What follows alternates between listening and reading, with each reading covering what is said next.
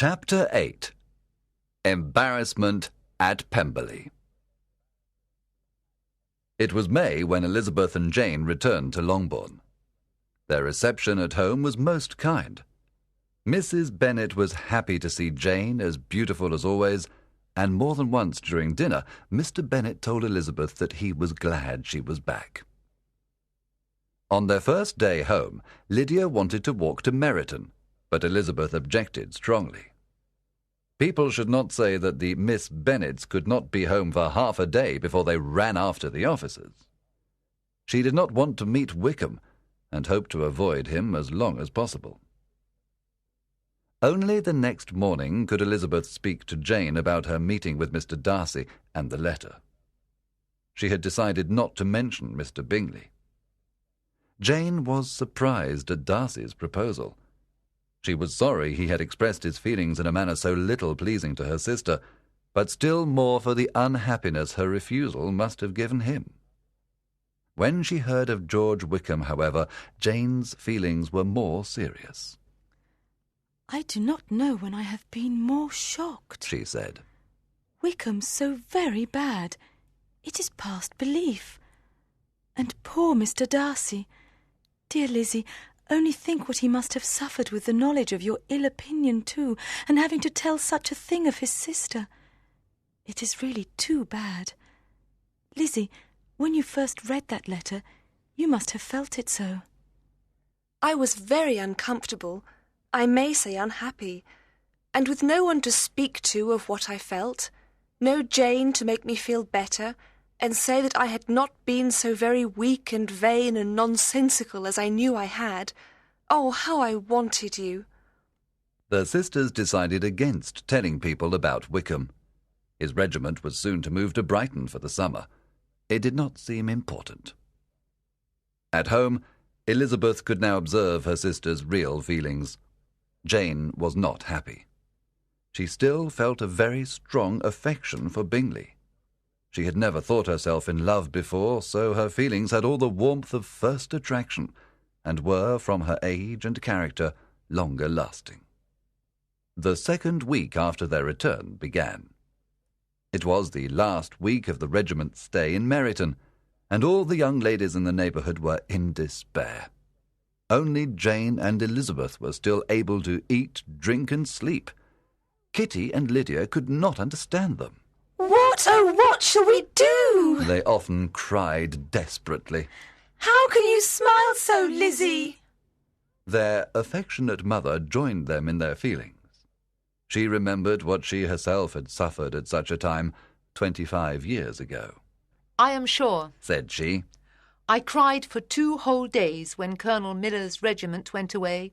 I thought I would die." "I am sure I shall die," said Lydia. "If only we could go to Brighton," observed Mrs. Bennet. "Oh, yes, if only we could go, but Papa is so disagreeable."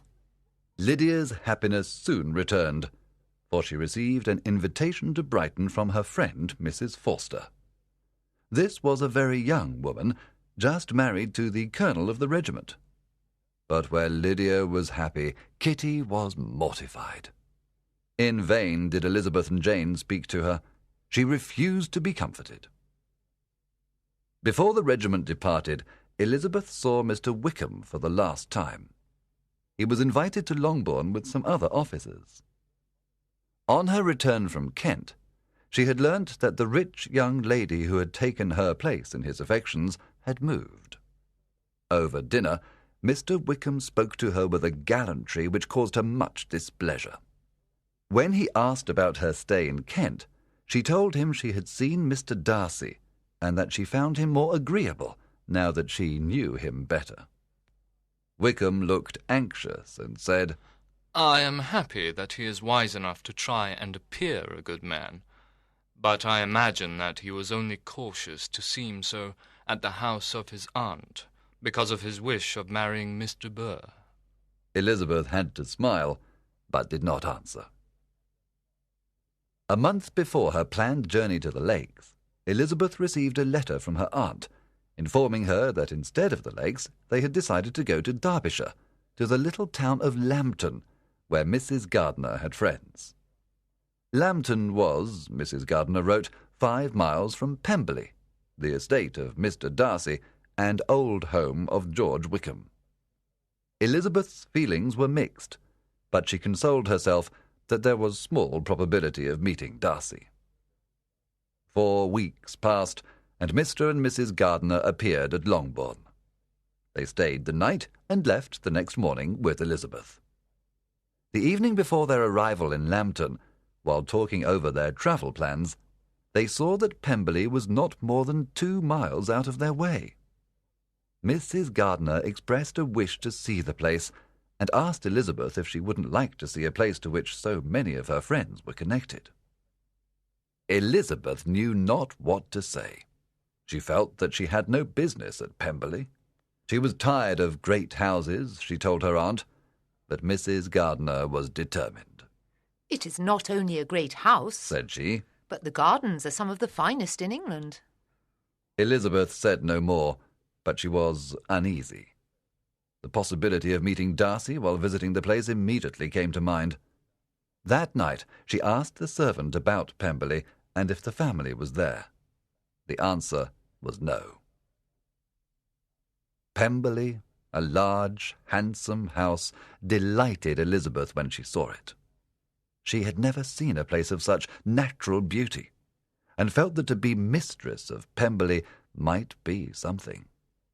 The housekeeper, a respectable-looking older woman, showed them the house. The rooms were both simple and elegant. And of this place, she thought, I might have been mistress.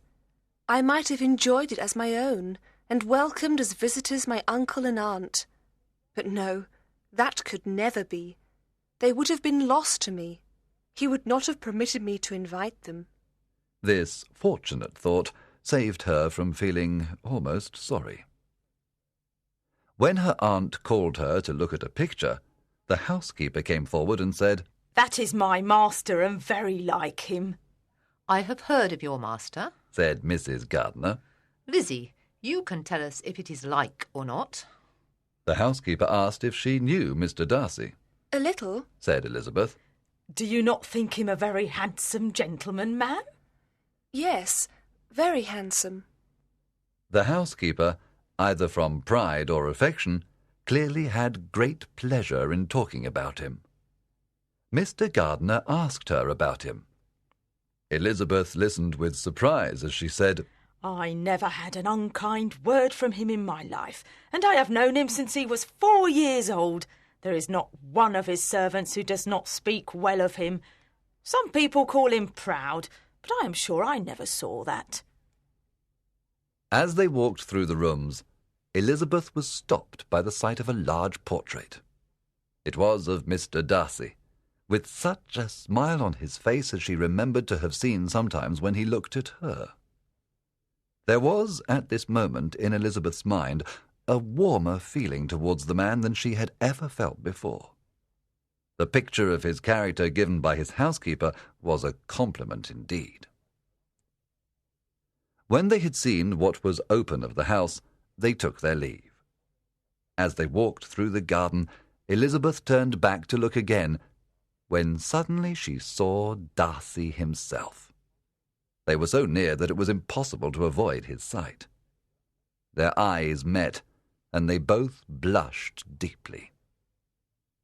He looked, and for a moment could not move for surprise, but then came up and spoke to Elizabeth politely, explaining that he had come a day early.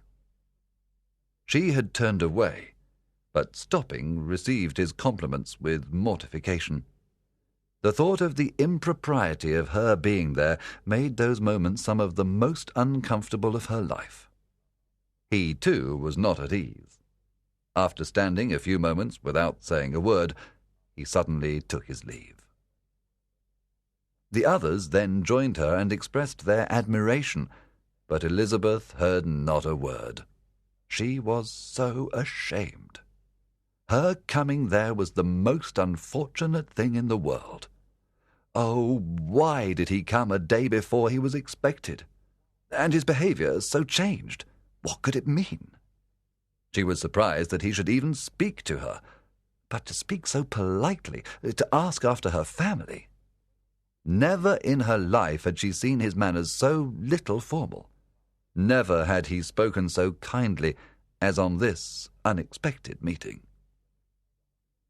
They were walking on when Mr. Darcy came up again and asked if Elizabeth would do him the honour of introducing him to her friends. She almost smiled when she remembered what he had once said of her connections. What will be his surprise, thought she, when he knows who they are? He now thinks they are people of fashion. The introduction was made. Mr. Darcy turned back with them and started a conversation with Mr. Gardiner. Elizabeth was very pleased that he should know she had some relatives to be proud of. She listened and triumphed at every word of her uncle's that showed his intelligence or his good manners. They began to speak of fishing, and she heard Mr. Darcy invite him to fish there as often as he liked while in the neighbourhood. Mrs. Gardiner gave Elizabeth a look of surprise. Elizabeth said nothing, but was very gratified. The compliment must be for herself, but she kept thinking, why is he so changed? It cannot be for me that his manners are so softened. It is impossible that he should still love me. After some time, Mrs. Gardiner, tired from the walk, asked for her husband's arm, and Mr. Darcy took her place by her niece. Elizabeth spoke first. She wanted him to know that she had been assured he was away from home before she came to the place. He had come early on business, he explained. The party who travelled with him was joining him the next day. There are some of them who you know, Mr. Bingley and his sisters. Elizabeth did not answer. There is one other person in the party who wished to be known to you. Will you permit me, or do I ask too much, to introduce my sister to you during your stay at Lambton? They walked on in silence. Elizabeth was not comfortable, but she was flattered and pleased. His wish of introducing his sister to her was a compliment of the highest kind. At the house, Mr. Darcy invited them to tea, but they refused and took their leave. The observations of her aunt and uncle now began. Both thought him much better than anything they had expected. There is something a little formal in him, but only in his manner, said her aunt. I was never more surprised than by his behaviour to us. It was more than polite. It was really attentive, and there was no necessity. He does not know Elizabeth so well, her uncle added. Indeed, Lizzie, said her aunt. He is not as handsome as Wickham, but how could you tell us that he was disagreeable? It is hard to believe he can have behaved so badly to poor Wickham. Elizabeth explained that his character was not so bad, nor Wickham's as good as they had thought. The Gardiners were shocked, but as they were now nearing Lambton, there was no time to say more. On the morning after their arrival at Lambton, they heard the sound of a carriage. It was Darcy. When Elizabeth told her uncle and aunt, they were most surprised, and the embarrassment of her manner as she spoke opened to them a new idea on the business. Miss Darcy and her brother appeared, and the introduction took place. Elizabeth saw that the young lady was as much embarrassed as she. She had heard that Miss Darcy was proud, but the observation of a few minutes showed her that she was only timid. They had not been long together before Darcy told her that Bingley also was coming. A moment later he entered the room and greeted her warmly. He asked in a friendly, though general way, after her family. To Mr. and Mrs. Gardiner, Bingley was a most interesting person. They observed the whole party with attention. Their suspicions of Mr. Darcy and their niece made them watch each closely, and they soon saw that one of them at least knew what it was to love. The lady's feelings they did not quite understand, but the gentleman was clearly full of admiration. In seeing Bingley, Elizabeth immediately thought of Jane. She watched his behaviour to Miss Darcy, but saw nothing that spoke of affection in his manner to her. At one point, he observed to Elizabeth that it was a very long time since he had had the pleasure of seeing her, and then asked if all her sisters were at Longbourn, with a look and a manner that gave the words meaning. When their visitors got up to depart, Mr. Darcy asked his sister to join him in inviting the Gardiners and Miss Bennet to dinner at Pemberley. They accepted, and a day was decided. Chapter 10. Elizabeth Learns the Truth. Elizabeth had the satisfaction of an answer soon. It read, My dear niece, I have just received your letter, and must say that I was surprised at it. I did not think it necessary for you to ask for information. Your uncle also believed that you knew what was happening at the time. But let me explain. On the day I came home from Longbourn, your uncle had an unexpected visit from Mr. Darcy. He came to say that he had found your sister and Mr. Wickham, and had talked to them. The reason he gave was that it was his fault alone that Wickham's true character had been unknown. If he had been more open in the past, no young woman could have fallen in love with Wickham. Mr. Darcy generously felt his mistaken pride was the cause of all our unhappiness, and so he had to help us now. If he had another motive, I am sure it was a good one.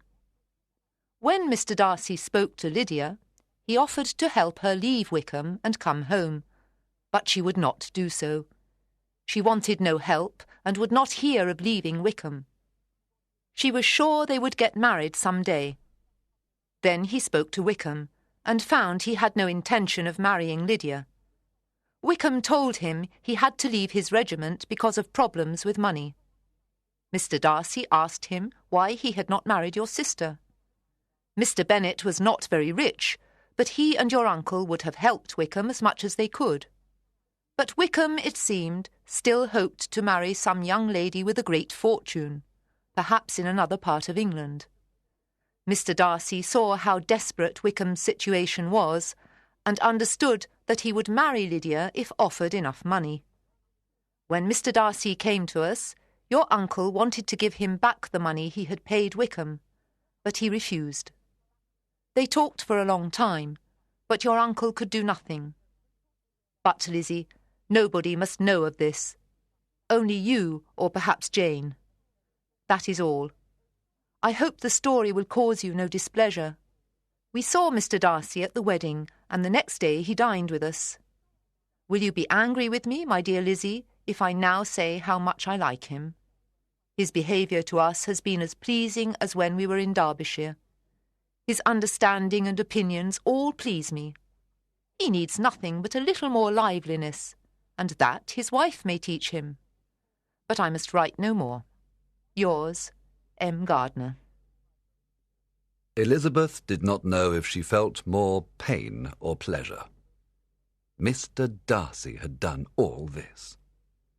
He had had to meet the man he most wished to avoid, to talk to him and give him money. He had done this for her sister. Her heart said he had done it for her. But this hope lasted only a moment. He could not have, for a woman who had already refused him once had become a relative of Wickham's. Oh, how she suffered to remember all the impudent things she had said in the past. She was mortified, but she was proud of him. The day of Wickham and Lydia's journey north came. Mrs. Bennet was quite unhappy for several days, until she heard that the housekeeper at Netherfield had received word her master was coming in a day or two. Well, well, and so Mr. Bingley is coming, she said. So much the better. He is nothing to us, and I am sure I never want to see him again. But he is very welcome to come to Netherfield if he likes, and who knows what may happen. Jane had not been able to hear of his coming without blushing. When they were alone, she assured Elizabeth that the news did not cause her pleasure or suffering. She was only glad he came alone, because they would see less of him. Over the next days, Mrs. Bennet talked of nothing else, till Jane had told a bear. Over the next days, Mrs. Bennet talked of nothing else, till Jane told Elizabeth she was beginning to be sorry that he was coming at all. She would be happy when his stay at Netherfield was over. On the third morning after Mr. Bingley's arrival, he came to visit. "There is a gentleman with him, Mamma," said Kitty. "Who can it be? Oh, it looks just like the man who was with him before, Mr. What's his name? That tall, proud man." "Mr. Darcy, and so it does." Jane looked at Elizabeth with surprise. Both sisters were uncomfortable. Each felt for the other. Their mother talked on of her dislike for Mr. Darcy, and her decision to be polite to him only as Mr. Bingley's friend. When the gentleman came in, Elizabeth said as little to either as politeness would allow. She only looked once at Darcy, who seemed as serious as usual. Bingley she had seen for a moment, looking both pleased and embarrassed.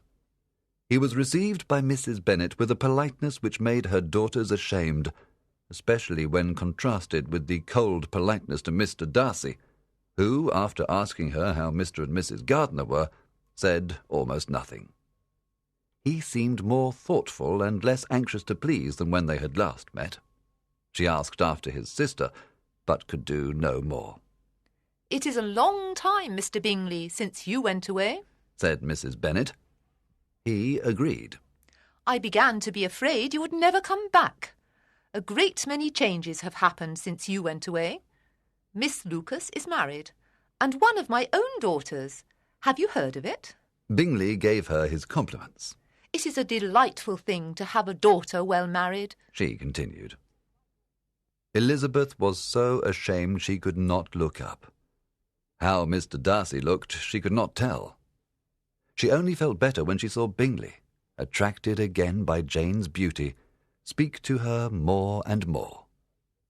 He found her as beautiful as last year and as agreeable, if more silent. When the gentlemen got up to go, Mrs. Bennet invited them to dinner a few days later. Elizabeth was left to think about Mr. Darcy's behaviour. "Why, if he came only to be severe and silent and indifferent, did he come at all?" she thought. "If he could still be pleasing to my uncle and aunt, why not to me?"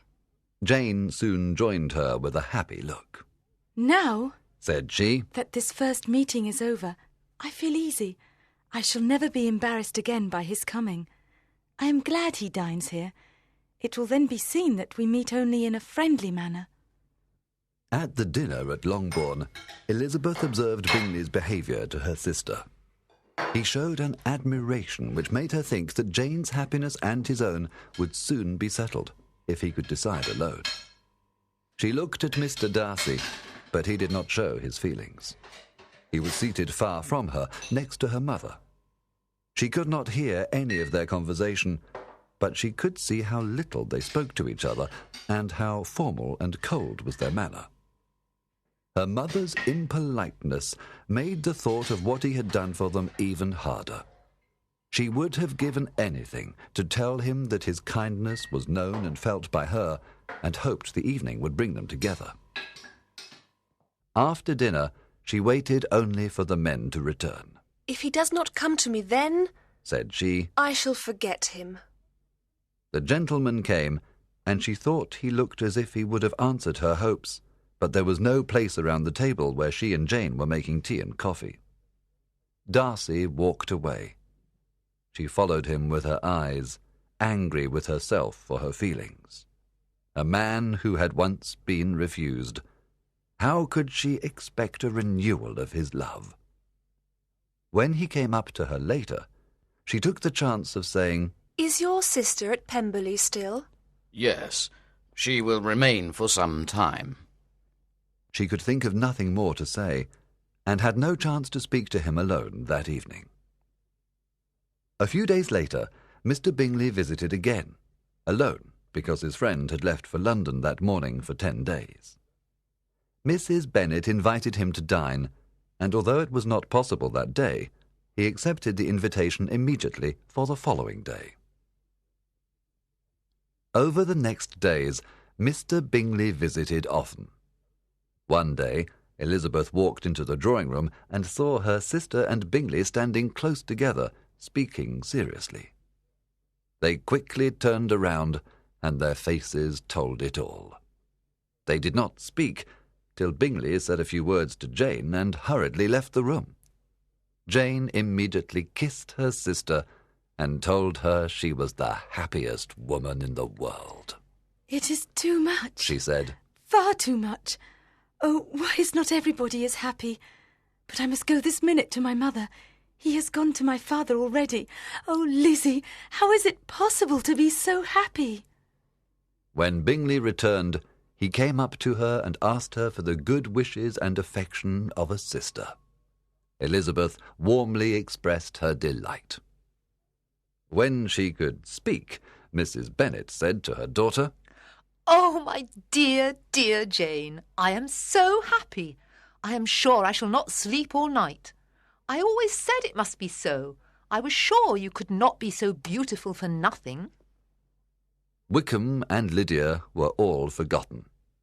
Jane was her favourite. Chapter 11. Triumph over Pride and Prejudice. One morning, about a week later, the family were sitting in the dining room when a carriage came up to the door. It was Lady Catherine de Bourgh. She entered the room with a manner more than usually unfriendly and sat down. After a moment, she turned to Elizabeth and said, "I hope you are well, Miss Bennet. That lady, I expect, is your mother." Elizabeth answered that it was. "And that, I expect, is one of your sisters." Mrs. Bennet said that it was. "May I ask your ladyship if you left Mr. and Mrs. Collins well?" she asked. "Yes, very well. I saw them last night." At that, Lady Catherine got up and asked Elizabeth to walk with her in the garden, where she said, "You must understand, Miss Bennet, the motive for my journey." Elizabeth looked surprised and assured her that she was mistaken. "Miss Bennet," answered her ladyship in an angry tone, "you must know that it is in my character always to say what I think. I shall not change now. I was told a most scandalous story 2 days ago, that Miss Elizabeth Bennet would probably soon marry Mr. Darcy. I knew, of course, that it was not true, that he would never do such a thing. I decided to come here immediately to tell you of my feelings on the matter." If you did not believe it true, said Elizabeth, why did you come? "I came to hear you say it is not true. Has Mr. Darcy made you an offer of marriage?" Your ladyship has said that is impossible. "It should be so, but you may have made him forget how he should behave." If I had, I would be the last person to say so. "Miss Bennet, nobody speaks to me like this. You must understand me. This marriage can never take place. Mr. Darcy is to marry my daughter. Now what have you to say?" If that is so, you can have no reason to imagine he will make an offer to me. Lady Catherine was silent for a moment, and then said, "From the beginning they were meant for each other. It was the favourite wish of his mother and mine. Are they not to be married because of a young woman of no importance in the world?" Is there no other objection to my marrying Mr. Darcy but an agreement between his mother and you? Has Mr. Darcy no choice in the matter? And if I am that choice, why may I not accept him? "I am ashamed of you. Is this your thanks for my attentions to you? You, a young woman without family connections or fortune?" Mr. Darcy is a gentleman. I am a gentleman's daughter. "You are a gentleman's daughter. But who was your mother? Who are your uncles and aunts?" Whatever my connections may be, said Elizabeth, if Mr. Darcy does not object, they can be nothing to you. "Tell me now, are you to marry him?" I am not. "And will you promise me never to marry him?" I will make no promise of the kind. "Miss Bennet, I know the story of your sister's marriage to Mr. Wickham. Is such a girl to be Mr. Darcy's sister?" You have now said everything possible to offend me. I have nothing more to say. Elizabeth got up, and they walked back to the house. For many hours after Lady Catherine's departure, Elizabeth could not think clearly. She had said she would prevent their marriage. Would she now speak to Mr. Darcy? With his idea of family pride, he might feel his aunt was not wrong. If in the next few days he wrote to Bingley saying that he could not return to Netherfield, she would understand. She would then stop thinking of him. No letter came from Mr. Darcy, but a few days later he came to Longbourn himself. Bingley, who wanted to be alone with Jane, had the idea of walking out together. They walked slowly behind, while Elizabeth and Mr. Darcy walked ahead. Now was the moment to speak. Mr. Darcy, Elizabeth began, I must thank you for your great kindness to my poor sister. Ever since I have known it, I have been anxious to tell you how grateful I am. I am very sorry that you were informed of it. I did not think Mrs. Gardiner would tell you. It was Lydia who spoke thoughtlessly. Let me thank you again and again in the name of all my family. If you will thank me, he answered, thank me for yourself. Much as I respect your family, I thought only of you. Elizabeth was too much embarrassed to say a word. After a moment, he said, You are too generous to play with my feelings. My affections and wishes are unchanged. If you feel the same as you did last April, tell me so immediately, and I will be silent. Elizabeth, feeling all the anxiety of his situation, told him that her feelings had changed so much that she would now receive his proposal with gratitude and pleasure. The happiness this caused him was greater than any he had ever known. He spoke as intelligently and warmly as a man violently in love can do. Elizabeth could not look at him. She could only listen in delight as he told of his feelings for her. They walked on, not knowing where. There was too much to be thought and felt and said. She soon heard that they could thank his aunt for their present happiness. She had visited him and told him of her conversation with Elizabeth. It taught me to hope, said he, as I had never hoped before. I knew your character well enough to be certain that if you had decided against me, you would have told Lady Catherine so. Elizabeth blushed and laughed. Yes, after saying the worst things to your face, I could say them to your relatives too. What did you say that was untrue? My behaviour to you was despicable. We shall not disagree on who was more at fault, said Elizabeth. Since then, I hope we are both changed for the better. I cannot so easily forget the things I said, my manners to you, your words when you said to me, had you behaved in a more gentlemanlike manner? You do not know how those words have made me suffer. I had no idea you would feel them like that. I can believe it. You thought me without any proper feeling. I'm sure you did.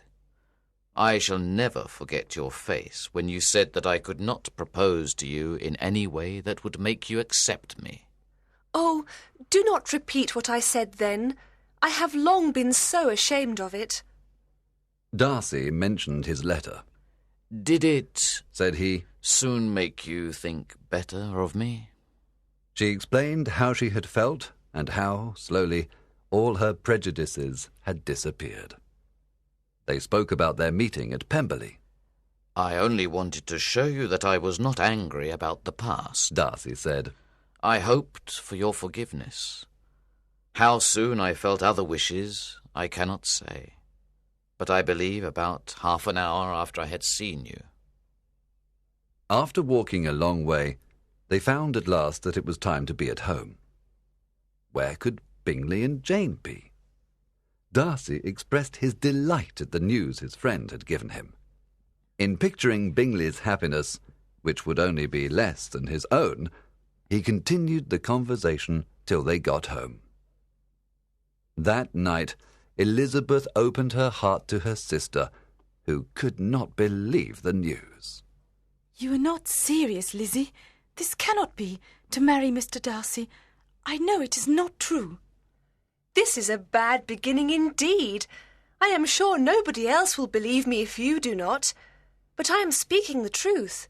He still loves me, and we are to be married. Oh, Lizzie, it cannot be. I know how much you dislike him. You know nothing of the matter. Perhaps I did not always love him as well as I do now, but that must all be forgotten.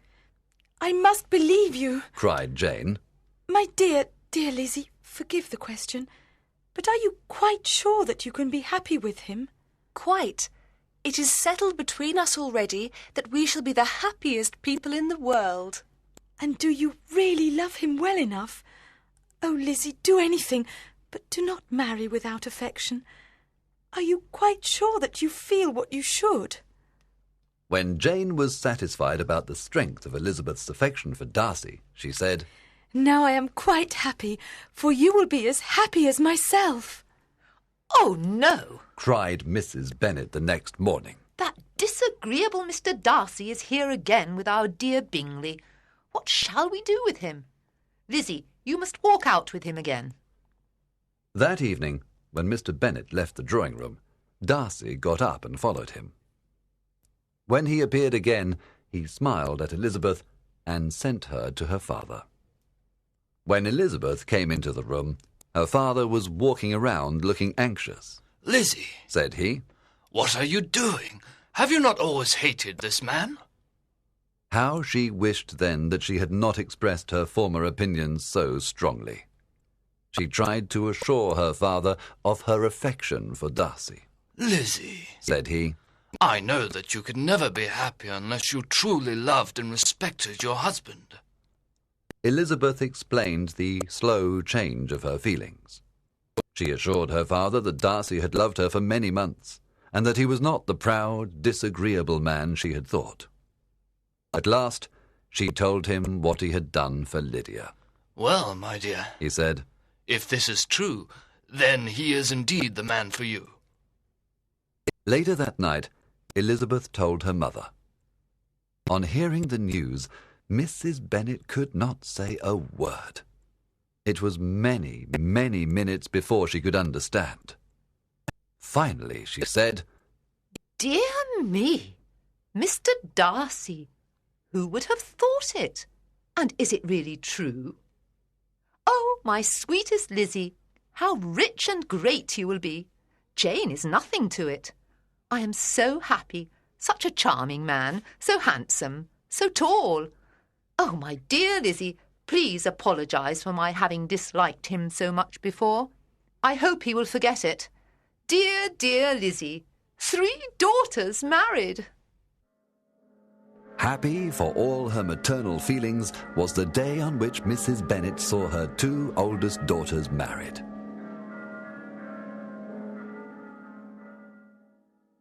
How she delighted in visiting Mrs. Bingley and talking of Mrs. Darcy. Mr. Bennet missed his second daughter greatly. His affection for her often brought him to Pemberley. Mr. Bingley and Jane stayed at Netherfield only a year. To the satisfaction of the 2 sisters, Mr. Bingley then bought an estate only 30 miles from Pemberley. Pemberley was Georgiana's home now, and the attachment of the 2 sisters was just what Darcy had hoped. They learned to love each other very much. Lady Catherine sent Darcy such an angry letter on hearing about the marriage that, for a time, all contact stopped. With the Gardiners, they were intimate. Darcy, as well as Elizabeth, really loved them, and they were always grateful to the people who, by bringing her into Derbyshire, had united them.